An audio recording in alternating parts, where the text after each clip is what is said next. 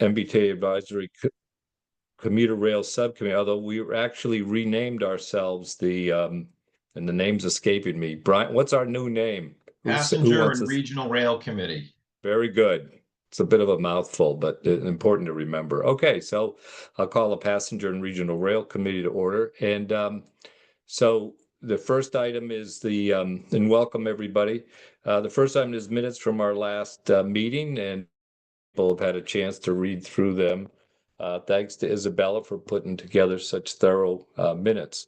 Are there any comments or discussion on the minutes? Mr. Chairman, I'm happy to offer a motion to approve the April 16th, 2025 minutes as presented. I'll second that. Motion's been made and seconded. All those in favor, just raise your hand and say aye. Aye. Any opposed? Okay, the minutes are passed unanimously, seeing none. Okay, great. Now, let me just say I abstained because I was unable to attend the last meeting. Sure. Thank you, Bruce. And that's your choice, of course. You can vote if you wish to. So the next, really only our main agenda item is the MBTA and Keolis updates. And I think, we have a pretty short agenda here unless we spend a lot of time with old new business, which we could. But I would say, if during the presentations, and I presume there'll be about 20 minutes, maybe half an hour, if you have simple clarifying questions to ask, I think we're a small group, go ahead and do it. But longer questions or more complicated things or statements, let's wait to the end during our question and answer. Okay, with that, I'll turn it over to Alana and Mike. You can feel free to introduce yourself to the committee and go ahead. Thank you. I went ahead and shared my screen. Can everybody see that? Yes, I can. Okay, great. All right. Good afternoon, everyone. My name is Alana Westwater, and I am the Chief of Staff for our CEO here at Keolis Commuter Services. We're the operating partner and maintenance partner for the MBTA on the commuter rail. I do want to call out that I'm joined by Mike Brooks, our Chief Railroad Officer, and Paula Fallon, the Chief of Staff for Railroad Operations at the MBTA. You guys had sent over some questions in advance, so we prepared just some short slides. I'll go through and give you some updates, and Mike will give some updates as well, and we're happy to answer any questions.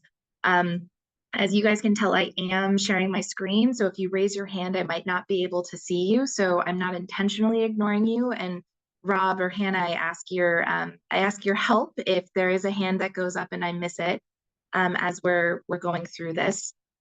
Okay, so I did drop my email address into the chat if anyone has any email questions that they want to ask, and I'm happy to do that again since I know some folks have probably joined since then.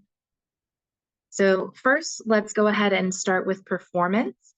We like to give you guys some context about our performance on an annual basis, stretching back all the way to 2015, and then most recently, the 2025 data is actually through yesterday.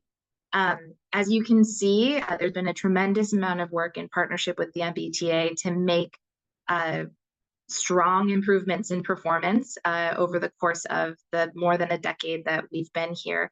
One thing I'll highlight, there's those 2020 and 2021 years, they're a little pale, and I think most of you will remember that during that time we were running a severely kind of diminished service as we were recovering from the COVID-19 pandemic. And all of us were living through that. So we're really proud of the work that we've done, and we're hopeful that 2025 is going to be another really strong year from performance. As a reminder, performance is any train that arrives on time at the final destination, so the terminal station. If you're a Worcester line rider like me, that means South Station or Worcester or Framingham within 5 minutes of its scheduled time. So obviously trains will sort of make up time and lose time as they traverse their journeys, but we measure on-time performance by when you arrive at your terminal station. Specifically, looking back at the last 12 months, we've had very strong performance for the last several months. This time of year is typically our best performance of the year. in May and June, as you know, this is sort of our ideal weather time, and a lot of our performance restrictions on this network have to do with things like down trees. I think we did a presentation a couple of months ago where we talked with all of you about the importance of partnership with our local leaders on the maintenance of crossings, especially snow removal, and salting, and things that can really disrupt performance. So this has been a strong month for us, and we're continuing to stay strong. And we're hopeful that June is going to end very well. Quickly on ridership, still the best in the nation. And I'm not just saying that because, you know, I'm a Boston-centric person who believes in Massachusetts exceptionalism. We are truly doing a wonderful job recovering from COVID, and that has to do with some of the innovations that the MBTA and Keolis have implemented with new fare products, the all-day service. So that continues to prove to be a really successful formula for us. So our ridership return is still steadily above 90% compared to where it was in the pre-COVID times. And that is a much stronger return than what we're seeing across the US when we compare ourselves to similar agencies. So this is in every commuter rail network, but most of them. And finally, I believe Rob had asked us to address specifically an incident that occurred in Ashland where some members of Keolis train crew were trying to collect fares, and they encountered some really significant pushback to that, to the point where there was actually a threat of use of a gun. So what I wanted to do, since that is an active police investigation and I can't really share more information than I just did on that specific incident, what I wanted to do was instead talk to you all a little bit about a major push that we're undergoing at Keolis in partnership with our unions and also with the MBTA to support a law that will make some legislative changes. All of you guys are big supporters of transportation, and I know that you understand firsthand how difficult those jobs can be, especially for our frontline workers. Currently in Massachusetts, there is existing legislation which defines a category of assault specifically for transportation workers. One thing, though, is that exempts people who are employees of private operations, which would mean our RTAs and specifically the commuter rail Keolis workforce. So we've partnered with our unions and the MBTA to push at the State House a piece of legislation which would repeal that and change that definition to include our employees, and also add some additional language to define some of the other behavior that we see fairly significantly under assaults. And one thing that I want to flag when we're talking about assault, there's a wide range, right? So everything from verbal abuse to an actual physical altercation or a really serious assault. Serious assaults or a major assault event is not unheard of, but it's not something that happens every day. The incident that occurred in Ashland was very extreme. We are really committed to creating a safe workplace for all of our workforce. I know the MBTA is as well. So when something like that happens, we work really closely with the transit police. So this legislation isn't so much about addressing incidents like that, where it's a very clear, cut and dry existing legal definition of assault. It's actually more about some of the other behavior that we see that can be really harmful and really detrimental to our workforce, not just the crews on trains, but also our frontline customer service staff or people who are supporting on the gate lines. That's about the sort of verbal abuse, being spit at, having things thrown at you. Some of that really undesirable behavior. And one thing I want to flag for all of you is that we are actually fairly certain that those types of incidents are really underreported from our workforce because there just isn't much that transit police can do. So obviously we work closely with our workforce. We're really committed to making progress on this issue, and we would really hope that you would support us and join us in advocating for this House bill. I think there has just been a Senate partner filed. This isn't new legislation. It's something that we've been talking about for about the last 5 legislative cycles. So this is something that, you know, we would really appreciate your support in as well. I think that's everything I was going to talk about for you guys. I apologize if I went too quickly. Just before you move on, thank you for that. Is there a legislative packet or something that you want to forward to us or forward to Brian and Hannah for distribution? Yeah, I'm really And, happy to do that. I'll follow up and send you the text of the actual bills, and I'll see if I can get a summary. And we're working really closely with Smart TD, which is the union who represents our conductors on this issue in particular. And just a clarifying question, you said that the incident in Ashland was so obvious that it wouldn't need to be part of this, or does this help remedy that as well? So I think that this helps remedy that in the sense of it keeps the conversation front and center. It gives the transit police the authority to intervene at the smaller issues so that they don't escalate the way that the one in Ashland did. You know, so the incident in Ashland is the reason I say that this legislation isn't necessarily about that is because that is a clear-cut case of assault, right? Assault attempt to harm. So that falls, if that happened to anybody in any context, not necessarily somebody who works in public transit, the police would still be empowered to take action. Thank you. And I just want to add that the Ashland PD got very involved in this and did say there was good cooperation with the MBTA and the transit police, so that was good. Good. So, I'm glad. I know that it meant a lot to all of the crews how quickly everyone responded, and there's been a lot of dialogue and support across the workforce for the people, our colleagues who encountered that experience. So definitely send that info to us. We're happy to include it in our monthly newsletter and updates, and even let our other committees know about it as well. Okay. Awesome. So I'll hand it over to Mike and then we can do some more general questions. I had a follow-up question, which is, do we need to, as a committee, to support it? So you have that to.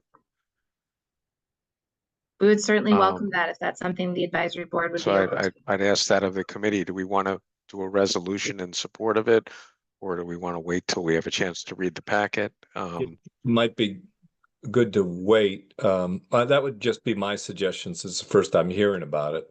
I'd like to look at it. I think that's a good point, Bruce. We're scheduled to meet in September. Does that schedule work for a resolution? So I don't see this moving too quickly at this moment. So I think September could work. But I will follow up immediately after this meeting with Hannah, and I can also reach out, Hannah, if something does happen in the interim, and try to keep you informed. Great. Yeah, I think we're in the first year of the 2-year session, so we don't lose the legislature this fall, like we did last fall. Sounds good. Great. Thank you, Alana. Thanks, Bruce. Great. All right, Mr. Rooks, I'll hand it over to you. I'll take it from here. Good afternoon, everybody. As Alana introduced me, I'm Mike Rooks. I'm the Chief Railroad Officer for the MBTA overseeing commuter rail. I'm going to give a quick update on the World Cup. Just some background. I think most people are aware. We have been running special event service to Gillette Stadium for a number of years now. It's really grown as far as success around the number of events we serve. It started out with Patriots games. We've grown it to some concerts, then almost all the concerts at Gillette. We've even handled some of the New England Revolution games. And the level of service that we've been providing for these has slowly grown over time. We typically run Boston and Providence service, but we've had events such as Taylor Swift and the Army-Navy game in the last couple of years where we've really been challenged to try to run more service to get more and more people to the event and out of cars. I'm sure for any of you who go to a Gillette Stadium game or event, sitting on Route 1 versus taking the train is a big difference. So that being said, we have the World Cup coming to Gillette Stadium in Boston next year. There are 7 matches that are going to be held at Gillette Stadium. We've got the dates here. You can see between June and 1 in July. Details around the event as far as when the match times are going to be are still being developed by FIFA. But but on the service and preparations for these events, we've got a number of things we've been working on really over the last year, and we'll continue to do so throughout the rest of this year and into early 2026. A lot of that is around service planning. We're taking a look at all the different types of service options that could be offered to all of these events. So we will offer service to all of them. What that looks like is still under development based on when the times are and how much service we can truly operate to the events. And then there's also a little piece on infrastructure we're doing. We're looking to make some upgrades to the Foxborough station as well to allow us to run more service. For those who are familiar with it, Foxborough is a single sided platform right now, and we're working on some construction activities to provide two platforms so that we can have two trains coming in and out of the station essentially at the same time to provide more service. So that's where we're at right now. We're all really excited about it. A lot of planning's got into this, and like I said, there'll be a lot coming on that in the next year or so.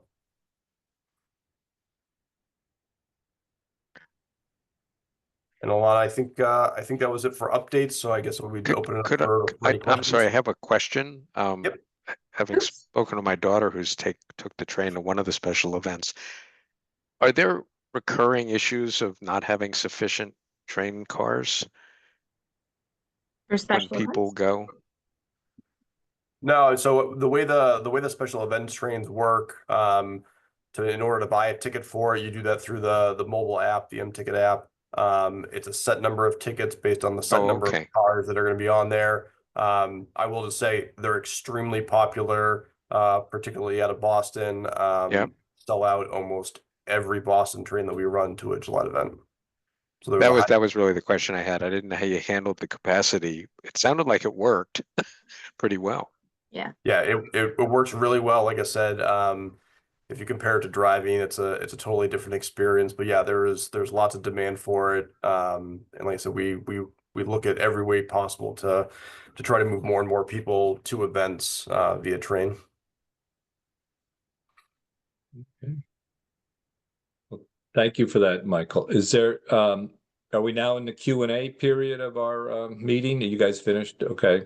So so people have general questions about either the schedule or the performance or other things they've noticed. Go ahead, just I don't see any raised hands, but you can wave. Okay, Steve, go ahead.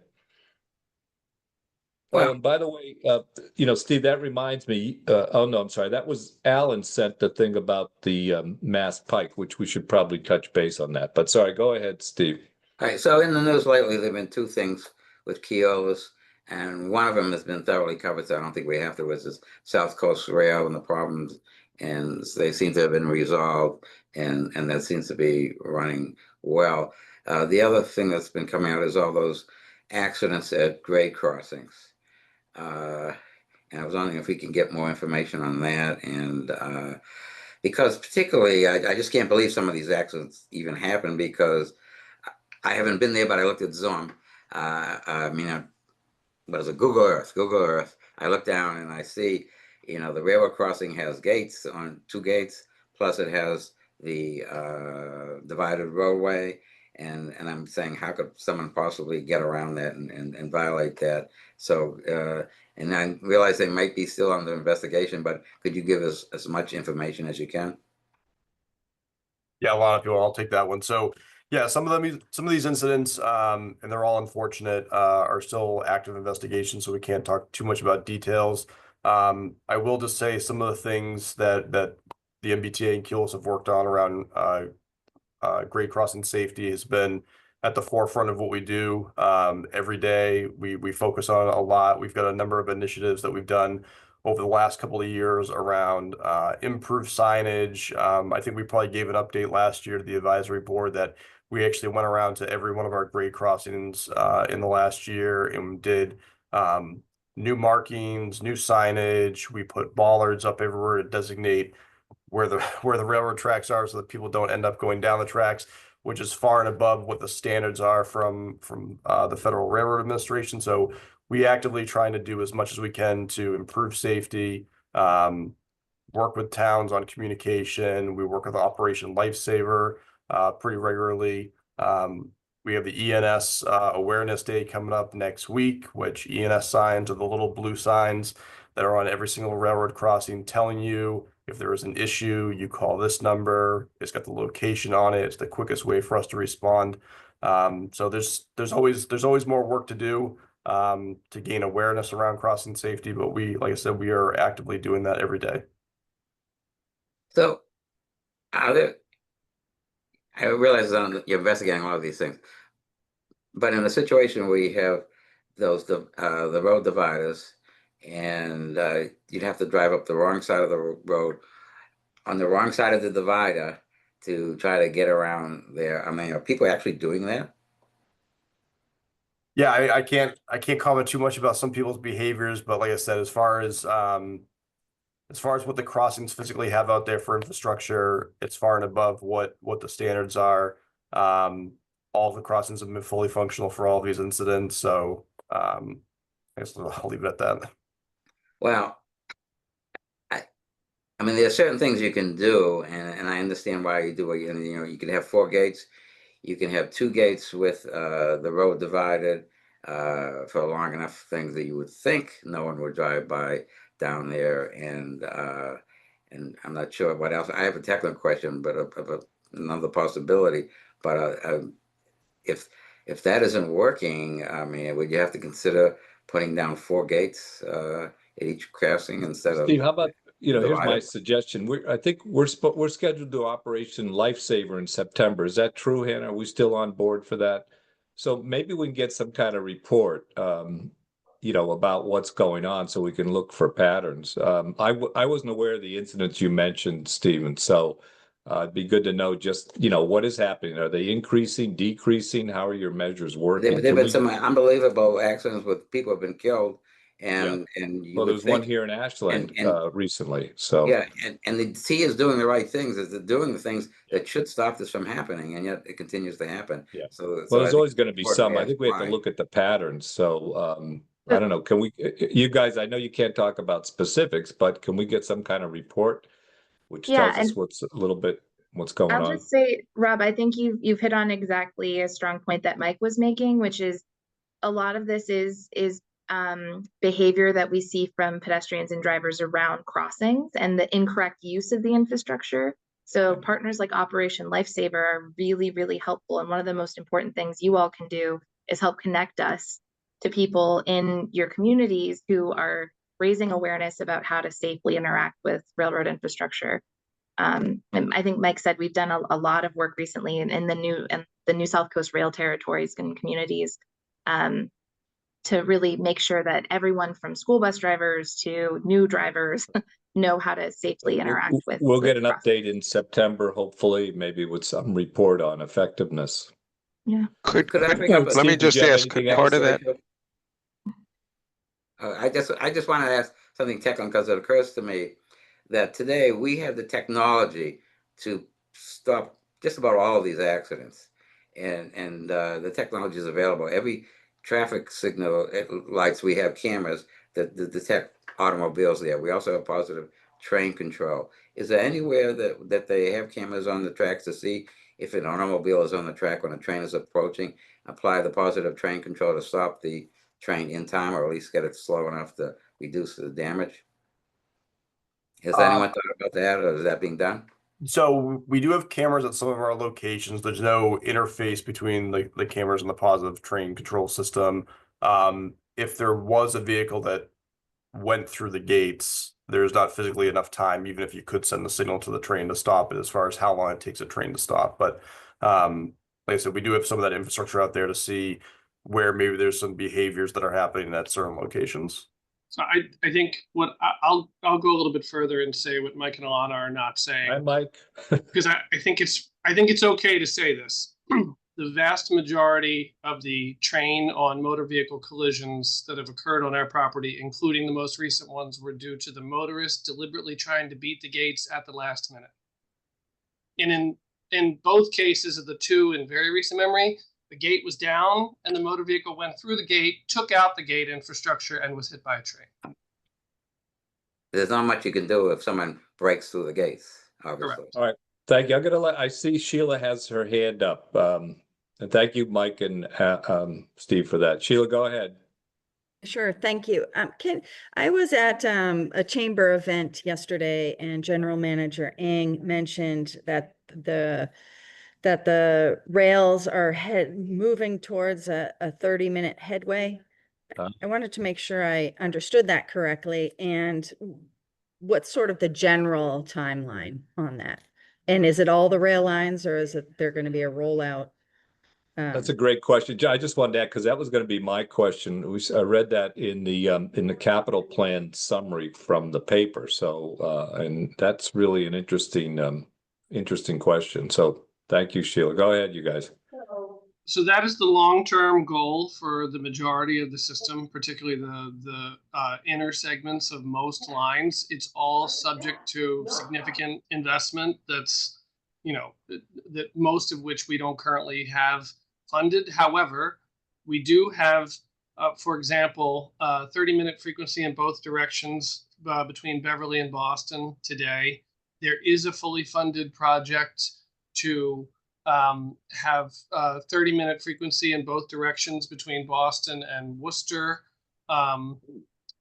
somewhere in the 2027 timeframe after the World Cup concludes. So on a line-by-line basis, where funding becomes available and where projects are planned to go forward, that is our target in the near to midterm, to move every line where feasible to that level of frequency. But it won't happen all at once. It's not a fully funded program. And, because of the nature of the way our system came together, there are some lines where you can make a relatively small change to track capacity or signalization at key locations and realize a pretty significant benefit. Other lines require a much, much larger investment. For example, on the old Colony lines that now go all the way to Fall River and New Bedford, you have about 50 miles of single track between South Station and Fall River, New Bedford, and you're talking about hundreds of millions of dollars to upgrade that track infrastructure to allow for that level of frequency. On that? That's great. Thank you.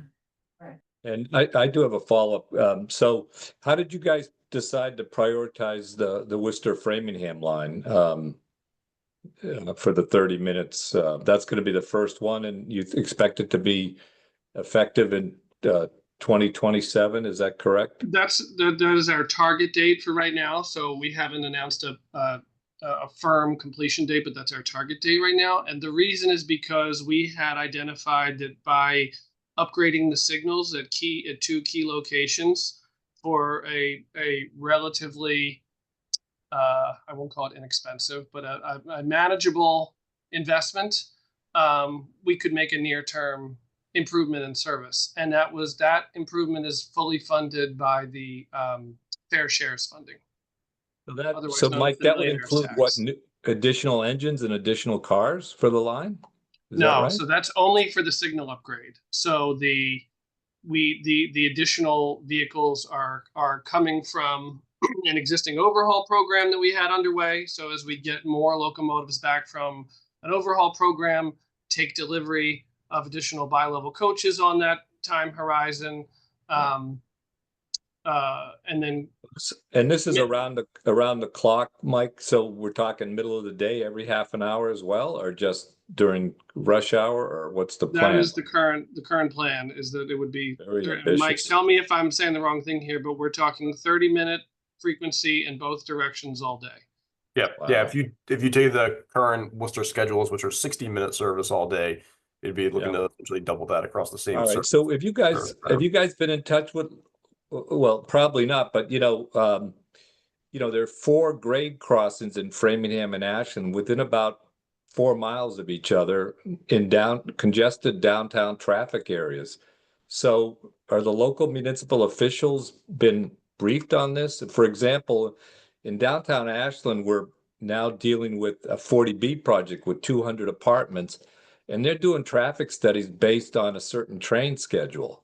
So this is pretty much going to double trains going through downtown and really impact development and traffic. So I guess I'm wondering what kind of plans you have for briefing local officials and also giving people a heads up.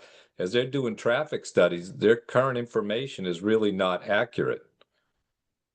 So we normally, and I mean, in addition to all the public information we've put out about rail modernization and our phased planning, whenever we do any kind of a schedule change that involves a frequency adjustment of any kind, we start doing outreach to municipalities and stakeholders and elected representatives, and sometimes even the public if it's a change that's going to I'll generate just that give kind you, of an interest. I'll But- just give you a heads up on this one. This is, I'm sure the mayor of Framingham is going to be very concerned about the traffic impacts of this schedule. He's on our board, so. Yes, I understand that. He's So, cited in. yeah. All right. Well, thank you for that. So, Bruce, and I'll report back to the Ashland Select Board as well. Bruce, go ahead. Yeah, this is just a quick follow-up to the accident discussion. If it would be interesting to me, and maybe this is a rabbit hole that doesn't exist, whether there's some investigation into the driving apps causing people to turn onto tracks to be considered. Because I haven't read of that in this area, but I've read of it in other areas. And if that's a potential cause of the issue, it may be there needs to be some outreach to the app companies. So we have that. That's an initiative that we've done here several years ago with Waze and with Google Maps, and they now have an alert that pops up and it's audible that tells you that you're approaching a railroad crossing. And as it happens, I happened to be in the car just the other day going across a railroad crossing and was pleased that I got the audio alert to tell me that I was approaching a railroad. Oh, that's great. And Bruce, I mentioned some of the crossing upgrades we did over the last year or so with the bollards and everything. Part of the reason to do that was because we were seeing incidents where people were turning down the railroad tracks based on what their GPS was telling them. So, like I said, between what Mike said about reaching out to the app developers themselves, as well as putting up some physical barriers out in the crossings, that's helped.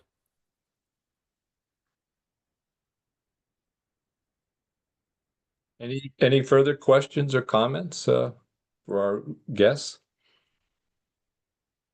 If not, I'll thank you folks for coming, Mike and Alana.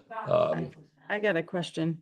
Sure, go ahead, Sheila. I actually have two. One, I was trying to give everybody else a chance. Sure. What's the timeline of finishing the Natick Center station?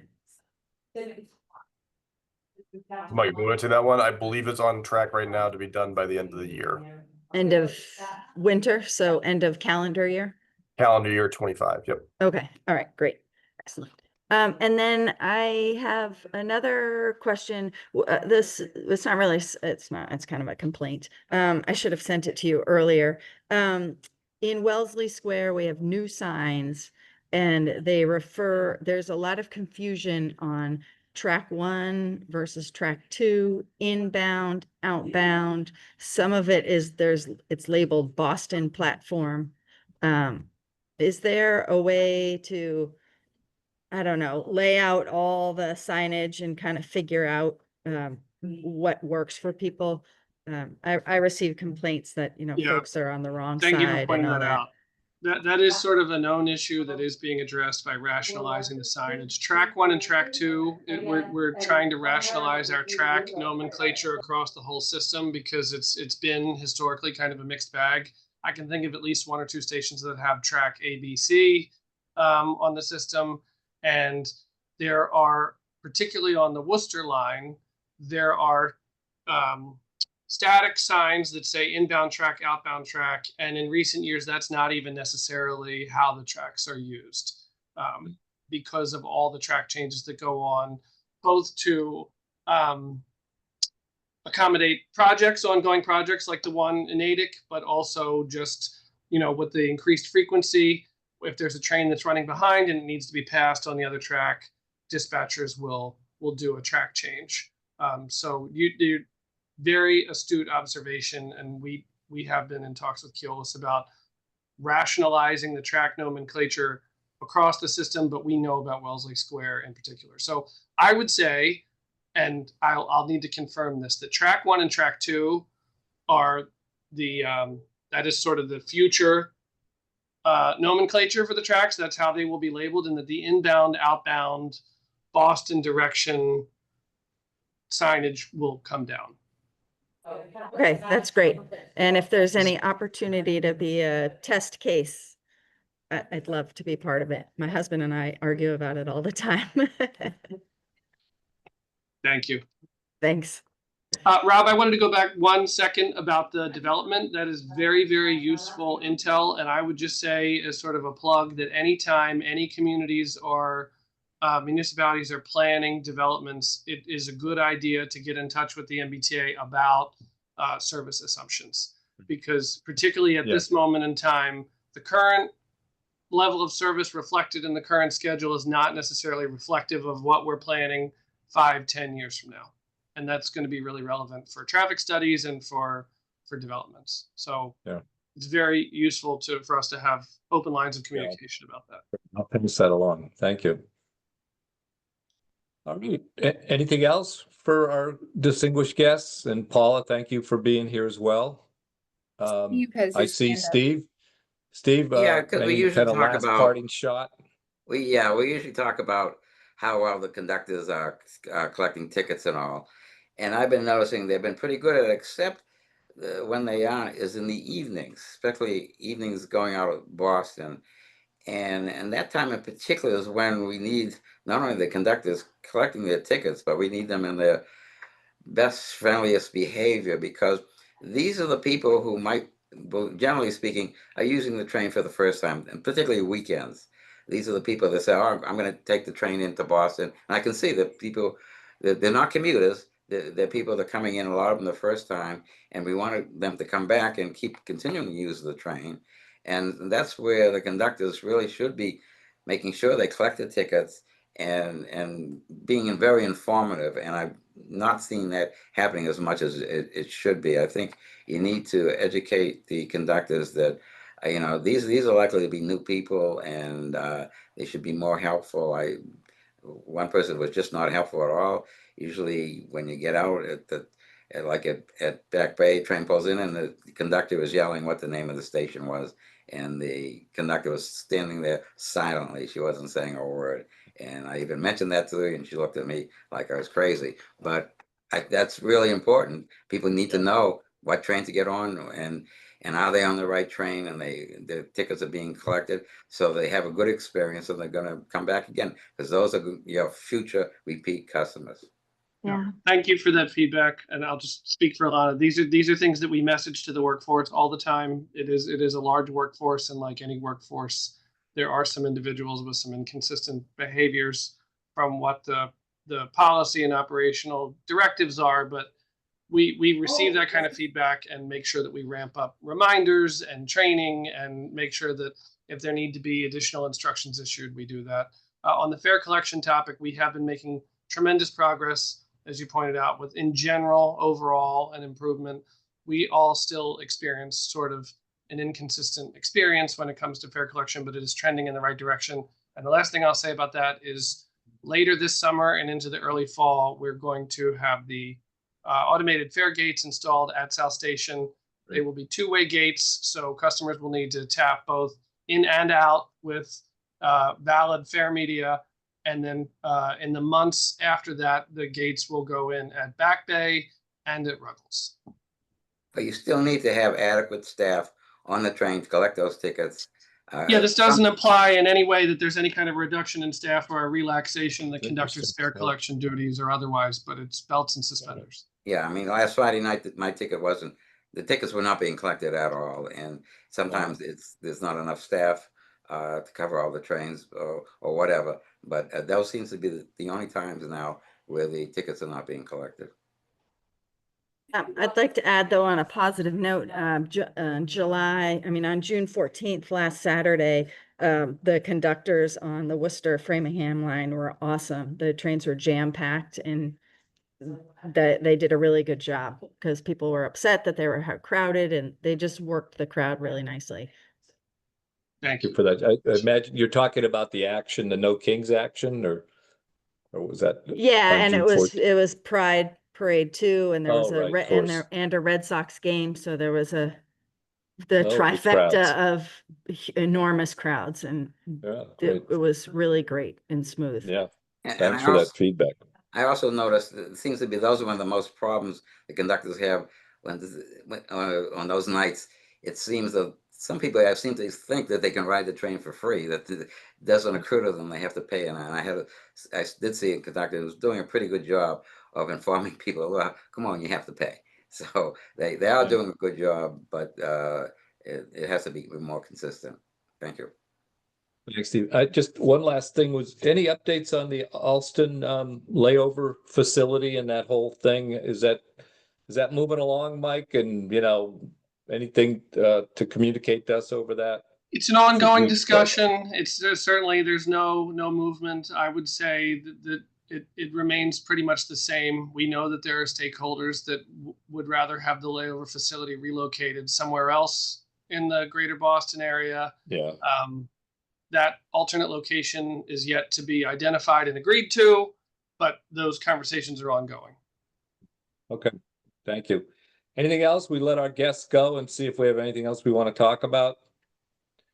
All right, well, thank you. Thank you for coming, Mike and Alana and Paula. Did I miss anybody? And we'll continue with our meeting, and thank you to our guests. You're welcome to stay for our, scintillating conversation we're almost certainly going to have. All right. Alana, there is a question in the chat. Matthew Peterson had to leave, but he asked if the materials that were shared, so basically the PowerPoint, if it was going to be shared with the committee members.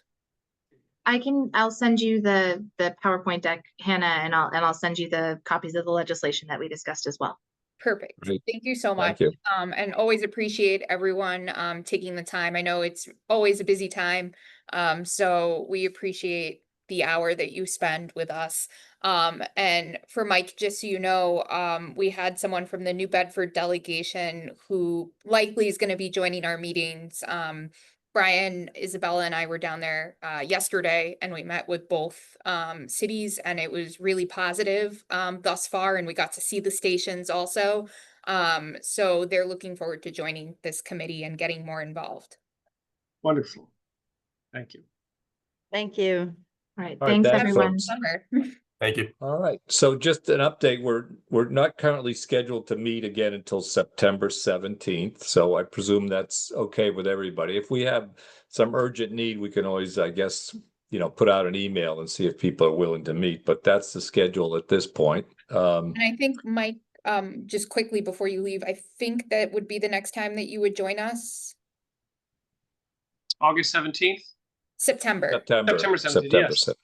Yeah, Okay. that Oh, sounds good. right. And that would be, And I know what Paula would was that be, a taking, schedule update or? well, so Paula was taking notes. I believe we have a little bit in terms of Operation Lifesaver.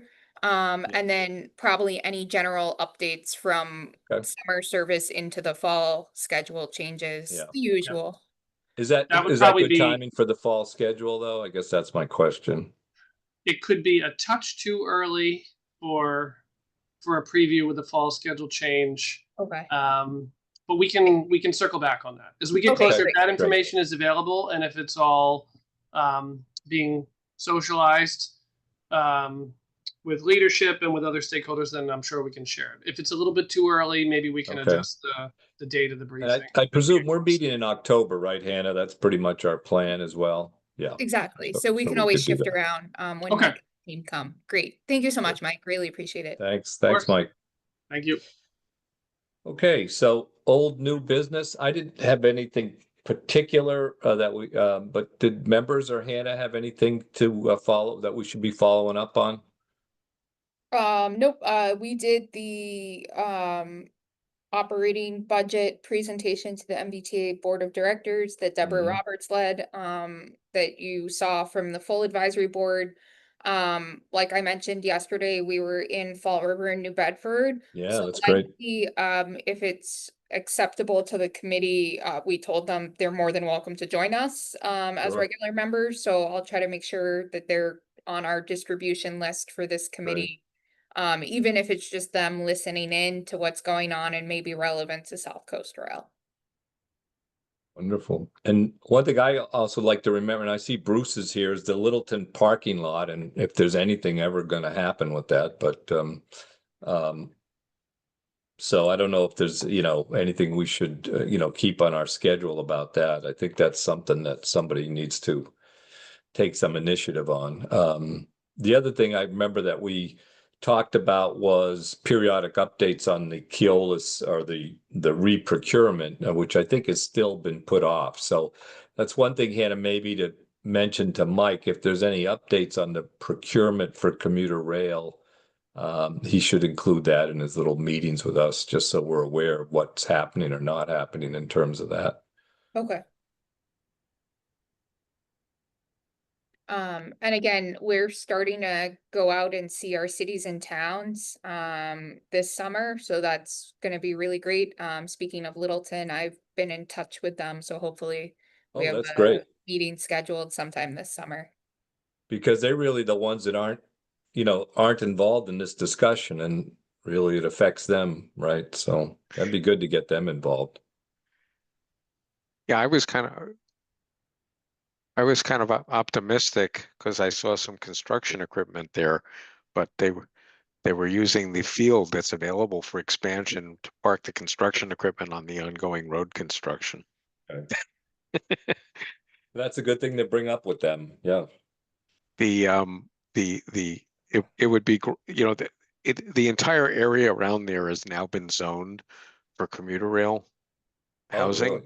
So it's like, Oh, but and not necessarily right there, but easily drivable to there. sure. And they are getting a full lot, so it'd be a great time to think about it. Yeah, great.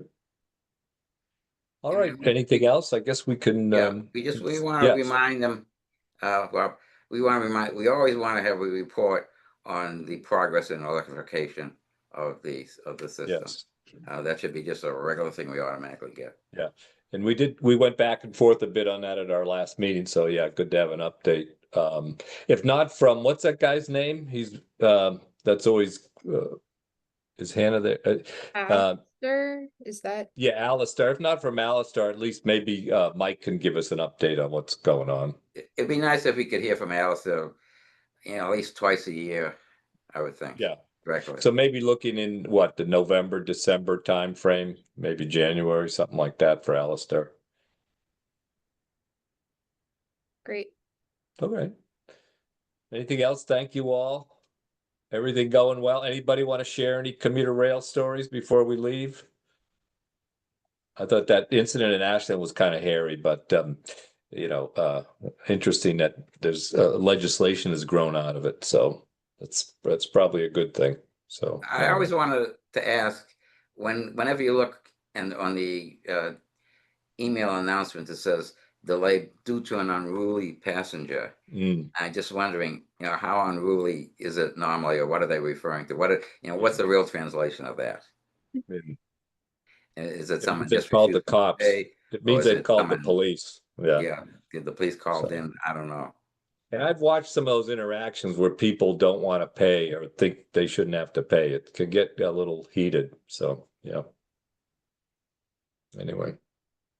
All right. Well, thank you all. I'll take a motion to adjourn. So moved. Bruce made a motion to adjourn. Is there a second? Second. All right. Second from Sheila. All right. Well, thank you all. Okay. Everybody who in favor of adjournment, say aye. Aye. Aye. All right. So we're adjourned, and thank you all. Have a great summer. Hannah, nice seeing you